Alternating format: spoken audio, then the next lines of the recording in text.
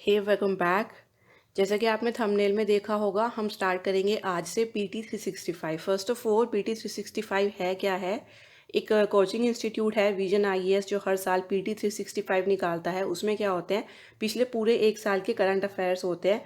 क्योंकि यूपीएससी के लिए जब हम करंट अफेयर्स पढ़ते हैं तो उन्हें थोड़े अलग व्यू से, सारी हिस्ट्री से रिलेट करके हमें पढ़ना होता है। तो बहुत सारा मटेरियल हो जाता है, बहुत बल्कि हो जाता है, जिसको एंड टाइम पर रिवाइज करना is a very difficult job. तो उसको ईजी बनाने के लिए मोस्ट ऑफ द एस्पिरेंट्स क्या करते हैं, PT 365 को फॉलो करते हैं। क्योंकि उसमें बिल्कुल जो न्यूज़ इंपॉर्टेंट होती है वो लिखी होती है, सब हिस्ट्री होती है। तो आपका रिसर्च वर्क का जो टाइमिंग होता है वो बच जाता है। तो इससे क्या होगा कि आज से हम PT 365 स्टार्ट करेंगे। अभी जब मैं वीडियो बना रही हूँ, अभी तक 2021 के 2 सब्जेक्ट के आए हैं अभी, पॉलिटी एंड इकोनॉमिक्स। आज हम स्टार्ट करेंगे पॉलिटी से। और पॉलिटी में हम सबसे पहले डील करेंगे कॉन्स्टिट्यूशन वाली न्यूज़ से। तो PT 365 पढ़ते हुए हमें क्या पढ़ना है, हमें 2 पार्ट्स में पढ़ना है। फर्स्ट वन इज़, पहले हम देखेंगे न्यूज़ क्या थी, जिसकी वजह से वो टॉपिक करंट अफेयर्स में है, ठीक है। न्यूज़ का हम पूरे अच्छे से बैकग्राउंड उसका स्टडी करेंगे, हिस्ट्री पूरी। देन हम न्यूज़ में जो कोई टॉपिक है जिसकी वजह से वो पॉलिटी का टॉपिक बन रहा है, तो उसके बाद हम उस टॉपिक को स्टडी करेंगे, ठीक है। तो सबसे पहले हम स्टार्ट करते हैं फर्स्ट न्यूज़ से। फर्स्ट न्यूज़ हमारी क्या थी?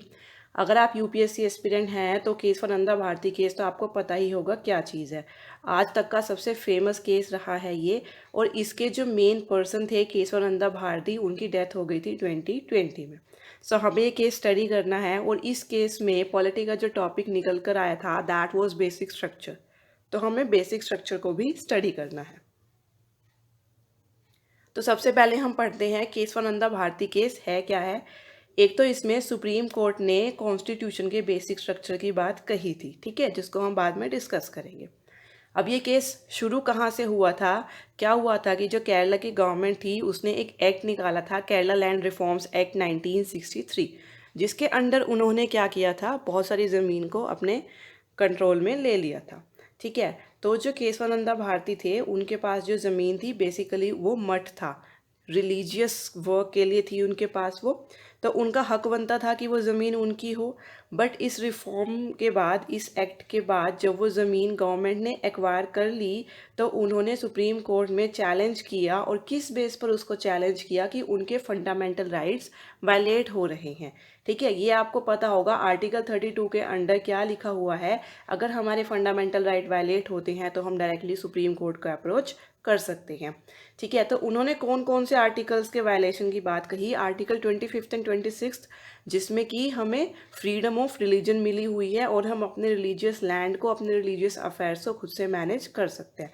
देन आर्टिकल 31, जो कि अभी रिपील हो चुका है, उस टाइम पर था ये। तो उस टाइम पर इसमें क्या था? कंपलसरी एक्विजिशन ऑफ लैंड, इससे रिलेटेड था ये। तो ये 3 आर्टिकल थे जिनके बेसिस पर उन्होंने बोला कि उनके एफआर जो है वो वैलिड हो रहे हैं। और फिर ये केस सुप्रीम कोर्ट में आया था। उसके बाद क्या हुआ? जब ये केस सुप्रीम कोर्ट में आया तो एक बेंच बनाया गया 13 जजेस का, जो आज तक का लार्जेस्ट बेंच है सुप्रीम कोर्ट का, ठीक है। तो उन्होंने क्या किया? एक तो उन्होंने मतलब बहुत टाइम तक उसकी चली हियरिंग। उसके बाद उसमें से क्या क्या आउटकम्स निकल के आए? तो सबसे पहले उसमें आर्टिकल 368 को डिस्कस किया गया। आर्टिकल 368 क्या है? उसमें लिखा हुआ है कि पार्लियामेंट के पास जो है पावर है कॉन्स्टिट्यूशन को अमेंड करने की। और उसमें प्रोसीजर लिखे हुए हैं कि क्या चीज़ किस प्रोसीजर से अमेंड की जा सकती है बाय पार्लियामेंट, ठीक है। उसके बाद 24th कॉन्स्टिट्यूशनल एक्ट था, 25th कॉन्स्टिट्यूशनल अमेंडमेंट एक्ट था और 29th कॉन्स्टिट्यूशनल अमेंडमेंट एक्ट था। उनकी वैलिडिटी के बारे में भी बात की गई। 24th कॉन्स्टिट्यूशनल अमेंडमेंट एक्ट क्या कहता है? कि पार्लियामेंट कॉन्स्टिट्यूशन के किसी भी पार्ट को अमेंड कर सकती है, including fundamental rights. 25th constitutional amendment act क्या कहता है? इसने एक तो राइट टू प्रॉपर्टी को कर्टेल कर दिया था, खत्म कर दिया था एज फंडामेंटल राइट, और उसको आर्टिकल 300A के अंडर डाल दिया था। दूसरा ये क्या कहता है? जो हमारे डीपीएसपी हैं, डायरेक्टिव प्रिंसिपल, उसमें जो 39B और 39C है डीपीएसपी, उनको इफ़ेक्ट देने के लिए अगर कोई ऐसा लॉ बनाया जाता है जो फंडामेंटल राइट 14th 19th और 31 को वायलेट कर रहा है, तो उसको चैलेंज नहीं किया जाएगा, कोर्ट में चैलेंज नहीं किया जाएगा। का क्या मतलब था?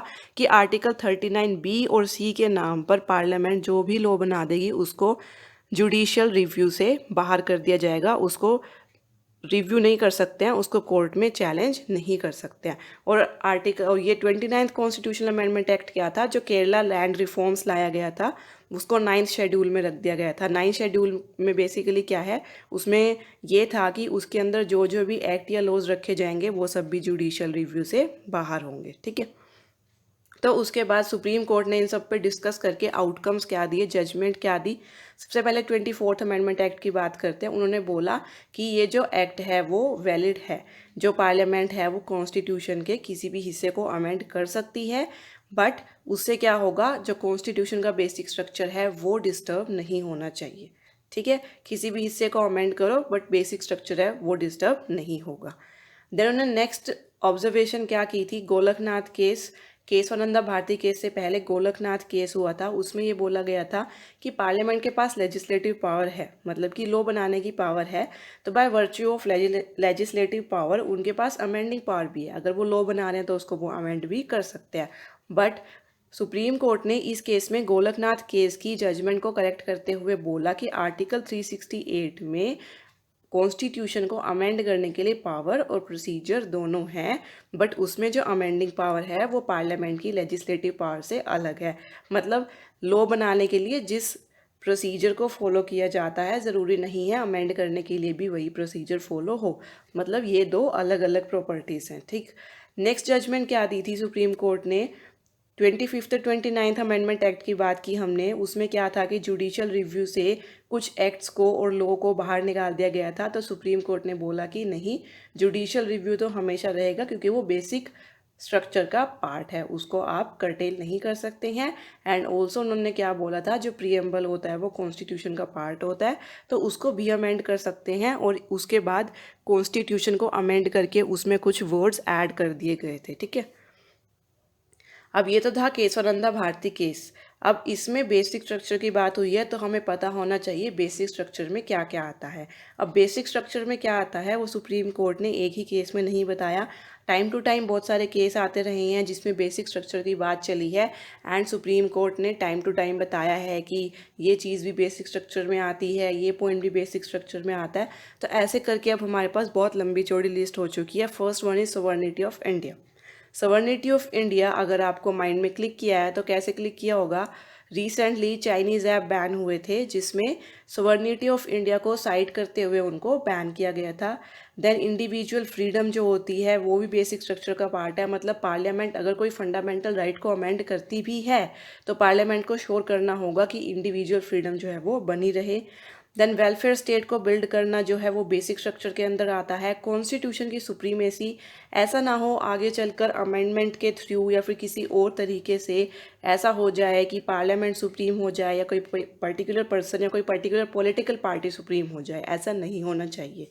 ठीक है, देन गवर्नमेंट की जो रिपब्लिक और डेमोक्रेटिक फॉर्म है वो भी मेंटेन रहनी चाहिए, that is also part of basic structure.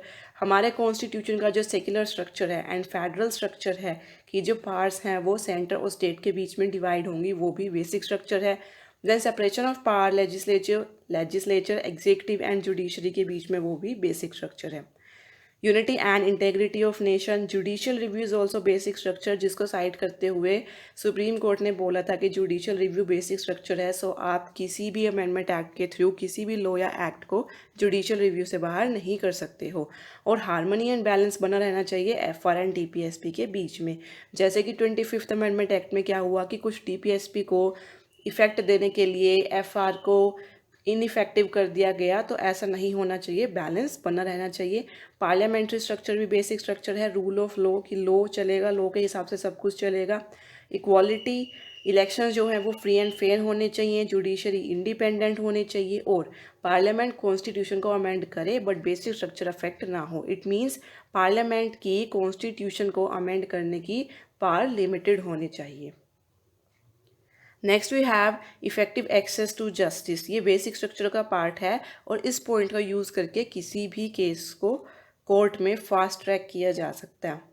ठीक है, फ्री एंड फेयर इलेक्शंस ये हम पढ़ चुके हैं, इंडिपेंडेंस ऑफ जुडिशरी ये रिपीट हो गए हैं। देन नीचे चलते हैं, प्रिंसिपल्स अंडरलाइंग फंडामेंटल राइट्स।